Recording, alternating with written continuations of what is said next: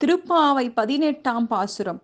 உந்து மதக்களிற்றன் ஓடாத தோள்வலியன் நந்தகோபாலன் மருமகளே நப்பினாய் கந்தம் கமழும் குழலி கடைத்திறவாய் வந்தெங்கும் கோழி அழைத்தனக்கான் மாதவி பந்தல் மேல் பல்கால் குயிலினங்கள் கூவினக்கான் பந்தார் விரலி உன் மைத்துனன் பேர்பாட செந்தாமரை கையால் சீரார் வலையொலிப்ப வந்து திறவாய் மகிழ்ந்தேலோர் எம்பாவாய். இது ஒரு அற்புதமான பாசுரம். பொதுவாக பெருமாள் ஆலயத்துக்கு சென்றோம் அப்படின்னா பெருமாளை வணங்குவதற்கு முன்னாடி தாயாரை வணங்க வேண்டும் என்பது நியதி. ஏன்னா ஒரு விஷயத்தை நாம் தெரிஞ்சுக்கணும் வேணும் அப்படின்னா அப்பாவை காட்டிலும் அம்மா மூலயமா போகிறது அப்படின்ற பொழுது அதுக்கு சுலபமான வழி, சுலபமான வரம் கிடைச்சிவிடும். அதனால இந்த இடத்துல ஒரு புதுசான ஒரு விஷயத்தை ஆண்டாள் நாச்சியார் சொல்லியிருக்கார். யார் அந்த புதிதாக இருக்கக்கூடியவர்? உந்து மதக்களிற்றன் ஓடாத தோல்வலியன் நந்தகோபல் மருமகளே அப்படின்னு சொன்னான்.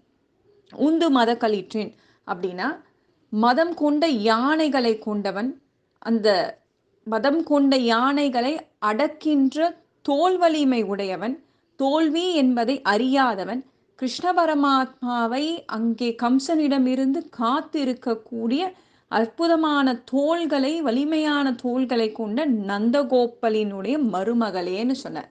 இந்த மருமகள் யாரு அப்படின்னு சொல்லும்பொழுது நப்பினாய். நந்தகோபாலுக்கு நிறைய மருமகள் உண்டு. கிருஷ்ண அவதாரத்தில் நிறைய மருமகள்கள். யாரை தெளிவாக சொல்கிறான்? நப்பினாய்ன்னு சொன்னான்.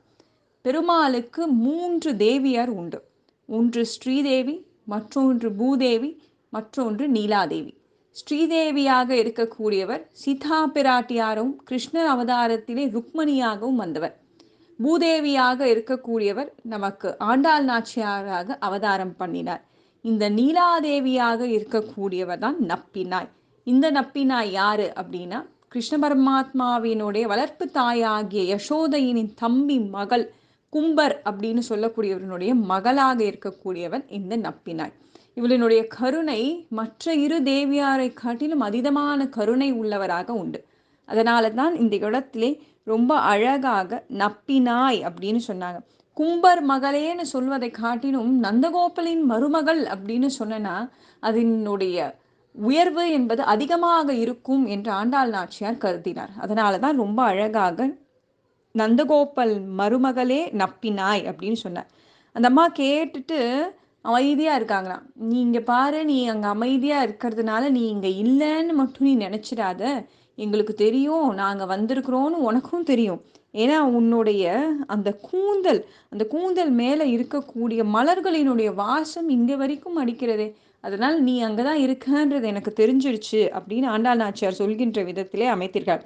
கந்தம் கமழும் குழலி அப்படின்னு சொன்னார்.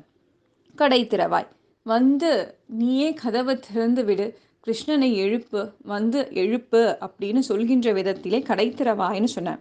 வந்தெங்கும் கோழி அழைத்தனக்கான் மாதவி பந்தல் மேல் பல்கால் குயிலினங்கள் கூவினக்கான். உடனே நப்பினாய் உள்ளார இருந்து கேட்குறாங்க, பொழுது விடிஞ்சிருச்சுன்னு எப்படி நான் தெரிஞ்சுக்கிறது அப்படின்னு சொன்னோடனே, இங்கே பாரு கோழி கூவுது.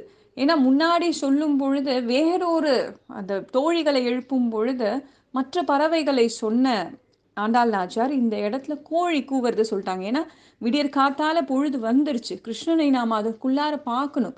அந்த நற்பகல், அந்த பிரம்ம முகூர்த்தம் எல்லாம் நெருங்கி போயிடுச்சு. அதனால கோழி எல்லாம் கூவிடுச்சு, உனக்கு தெரியலையா அப்படின்னு கேட்டாங்க. அது எப்பயுமே சாமத்தில் கூட தான் கோழி கூவும், அதை நான் எப்படி எடுத்துக்கிறது பகல்னு அப்படின்னு கேட்டாங்க. உடனே அதுக்கு இந்த பெண்கள் சொல்கிறாங்க, இல்லை இல்லை இங்கே பாரு குயில்கள்லாம் ஒரு குயில் கூவிடுச்சுன்னா உடனே நான் பொழுதுன்னு நினச்சிக்குவா? இல்லை இல்லை, வரிசையாக குயிலினங்கள் எல்லாம் கூவுகின்றன, உன் காதிலே விழவினையா? நப்பினை தாயே, நீங்கள் வந்து அந்த கதவை திறக்கக்கூடாதா அப்படின்னு கேட்டாங்க. பந்தார் விரலி உன் மைத்துனன் பேர்பாட செந்தாமரை கையால் சீரால் வலையொலிப்ப வந்து திறவாய் அப்படின்னு சொன்னாங்க. இந்த நப்பினாய்க்கு கொஞ்சம் கர்வம் அதிகமாக உண்டு புலக்கு. ஏன் அப்படின்னா ஆண்டாள் நாச்சியார் சொல்கிறாங்க, ஏன்னா ஒரு கையில் மலர் பந்து வைத்திருக்கிறார், பந்தல் மேல் பந்தார் விரலி அப்படின்னு சொன்னாங்க. இந்த ஒரு கையில் பந்து மலர்கள் இருக்கக்கூடிய ஒரு கை வச்சிருக்கிறாங்க, இன்னொன்று கிருஷ்ண பரமாத்மாவை பிடிச்சிருக்கிற கை. அதனால நீ வந்து நாங்க அந்த பந்து மலர் மாதிரி உன்கிட்ட அகப்பற்றக்கூடாதா? அந்த அக்னிணை பொருளாகவாவது நான் உன்கிட்ட இருக்கக்கூடாதா? அப்பயாவது அந்த கிருஷ்ணரை நாங்க பார்த்துக்கிட்டே இருக்க மாட்டோமா? என்ற விதத்திலே ரொம்ப அழகாக சொன்னான். அந்த கை பந்து மலர் விளையாடி விளையாடி சிவந்த கை.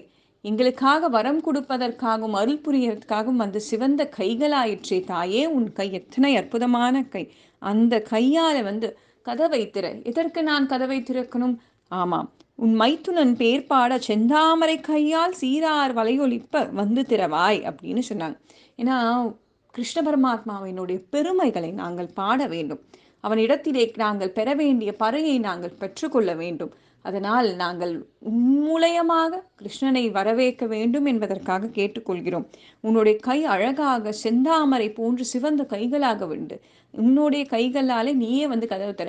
அவங்க சத்தம் போடாம வந்து கதவு திறக்கிறாங்க. இதெல்லாம் எங்ககிட்ட நடக்காது. நீ வந்து கதவை திறக்கிறன்னு எனக்கு தெரியும். உன்னுடைய அழகான வளையல்கள் அணிந்த அந்த கைகளையாலே நீங்கள் சப்தம் கேட்கின்ற விதத்திலே இந்த கதவை நீங்கள் திறந்தோம் என்றால் நாங்கள் அனைவருமே மகிழ்ந்தோமே தாயே, வந்து கதவை திறப்பாய் என்று சொல்கின்ற விதத்திலே இந்த பாசுரத்தை ரொம்ப அழகாக சொல்லியிருக்கிறார் ஆண்டாள் நாச்சியார். இந்த பாசுரம் ரொம்ப சிறப்பான ஒரு பாசுரம். ஏன்னா வைணவ தாயாக இருக்கக்கூடிய ராமானுஜர் திருக்கோட்டியூர் என்று சொல்லக்கூடிய அற்புதமான இடத்திலே பிச்சை எடுத்து கொண்டு வரும்பொழுது பாசுரத்தை திருப்பாவையை பாடிக்கொண்டே வருகிறார். அப்படி வரும்பொழுது அவருடைய குருநாதராகிய நம்பி வீட்டிலே போய் அந்த இடத்தில் கதவை தட்டும் பொழுது அவளினுடைய மூத்த மகள் அந்த இடத்தில் வந்து வளையல்கள் அணிந்த கையினாலே அந்த கதவை திறக்கிறார். சரியான நேரத்தில் அப்படி திறக்க உடனே அப்படியே சாஷ்டாங்கமா ராமானுஜர் அவங்க காலில் விழுந்தாராம். இதை கேட்டு வியந்த நம்பி வந்து சொல்றாரு, அந்த நப்பினை தாயாகவே அந்த பெண்ணை பார்த்திருக்கிறார். அதனால்தான் இந்த இடத்திலே அவர் மகிழ்ந்து சரணாகதி அடைகின்ற விதத்திலே காலிலே விழுந்து வணங்கி இருக்கிறார் அப்படின்னு சொன்னார். அப்பேற்பட்ட ரொம்ப அற்புதமான பாசுரம் இந்த பாசுரம்.